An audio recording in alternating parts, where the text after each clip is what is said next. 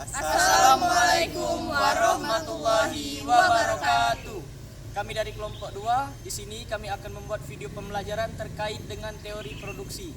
Tujuan kami membuat video pembelajaran ini adalah untuk memenuhi tugas ujian tengah semester dari mata kuliah Ekonomi Mikro dengan dosen pengampu Ibu Dr. Dwi Hasmidiani MSI dan Ibu Dian Eka Amrina SPD MPD.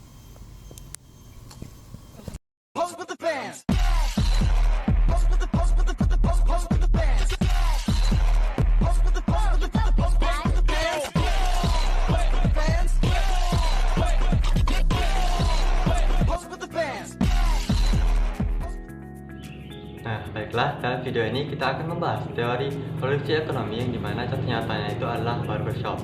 Nah, jadi teori produksi ekonomi adalah teori yang membahas bagaimana suatu bisnis menggunakan input untuk menghasilkan output.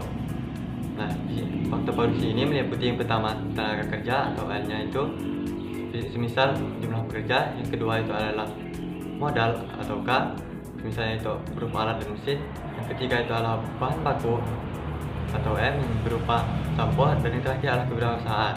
Nah, jadi fungsi produksi dalam barbershop ini itu adalah menggambarkan hubungan antara jumlah kerja, alat, dan juga jumlah pelanggan yang dapat dilayani.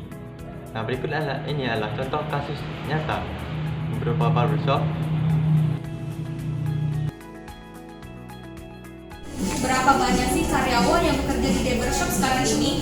Kalau buat sekarang, pegawai di barbershop ada 3 orang. Kira-kira ada berapa sih jumlah pelanggan yang datang ke sini setiap hari? Biasanya per hari kita dapat 40 orang.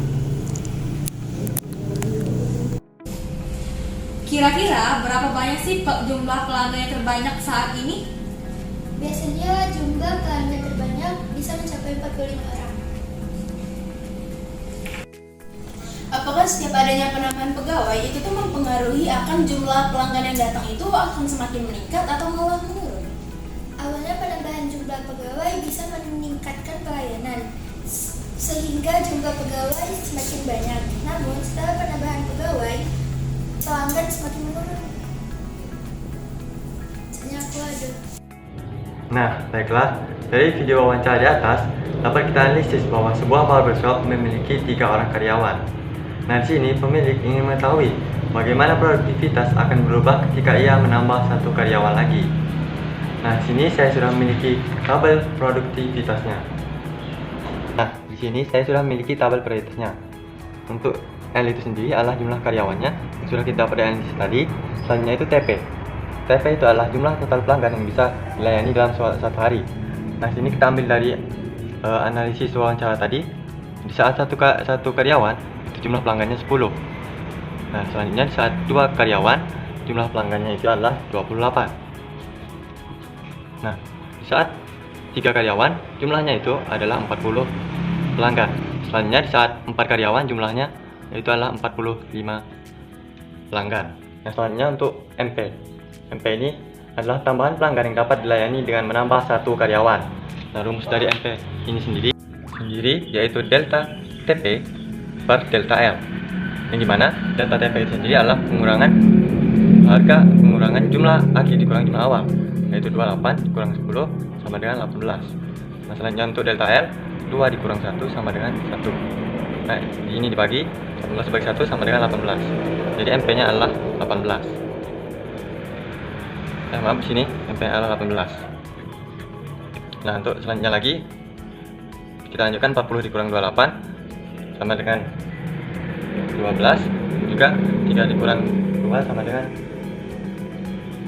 1. Jadi 12 dikurang 1 sama dengan 12 dibagi 1 sama dengan 12. Nah, sini kita tuliskan 12. Selanjutnya 45 dikurang 40 sama dengan 5. 4 dikurang 3 sama dengan 1, jadi 5 bagi 1 sama dengan 5. Nah, jadi untuk AP itu sendiri itu adalah rata-rata pelanggan yang dapat dilayani per karyawan.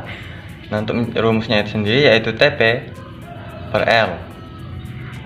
Nah, jadi 10 dikurangi 1 sama dengan 10.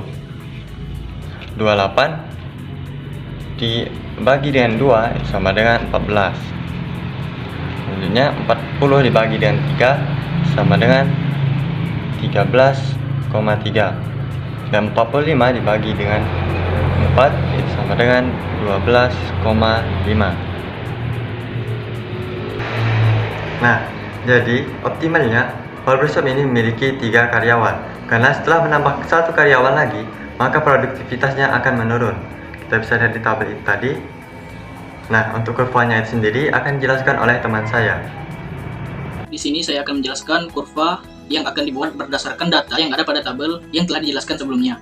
Berikut ini adalah bentuk kurvanya. Nah, kurva ini sendiri kita sebut dengan kurva teori produksi satu variabel. Bisa kita lihat di sini, kurva ini terdiri dari 3 komponen, di mana komponen pendirinya yaitu TP, total produksi, AP, average production atau produksi rata-rata, dan juga MP atau marginal produksi. Nah, kurva ini sendiri mewakili 3 tahap yang ada dalam tahapan produksi. Bisa kita lihat pada tahap pertama, baik TP, AP maupun MP itu mengalami peningkatan yang cukup signifikan. Nah, bisa kita lihat pada tahap kedua, baik TP, AP maupun MP itu mencapai titik maksimumnya. Nah, sedangkan pada tahap ketiga ini sendiri, baik TP, AP maupun MP itu mengalami penurunan. Nah, hal inilah yang kita sebut dengan Law of Diminishing Return atau hukum penambahan input yang akan mengurangi penambahan output. Nah, untuk inputnya ini sendiri kita memakai tenaga kerja. Mungkin sekian yang dapat saya sampaikan. Untuk materi selanjutnya akan disampaikan oleh rekan saya. Solusi dari contoh kasus barbershop. Adapun solusinya yaitu barbershop sebaiknya memiliki 2 atau 3 karyawan. Jika ingin menambah jumlah karyawan tanpa mengurangi efisiensi, pemilik bisa melakukan beberapa hal. Yang pertama, meningkatkan jumlah kursi cukur agar lebih banyak pelanggan yang dilayani secara bersamaan. Yang kedua, mengembangkan layanan tambahan seperti pijat kepala untuk agar karyawan tidak menunggu giliran kursi cukur. Yang ketiga, meningkatkan teknologi seperti sistem booking online untuk mengurangi waktu tunggu pelanggan. Dengan memahami teori produksi, barbershop dapat mengoptimalkan tenaga kerja dan fasilitas, sehingga tetap efisien dan menguntungkan. Itulah tadi video pembelajaran yang kami buat terkait teori produksi. Semoga video yang kami buat ini dapat memberikan manfaat serta menambah wawasan bagi kita semua. Tidak lupa juga kami ucapkan terima kasih kepada teman-teman yang telah menonton video kami hingga akhir.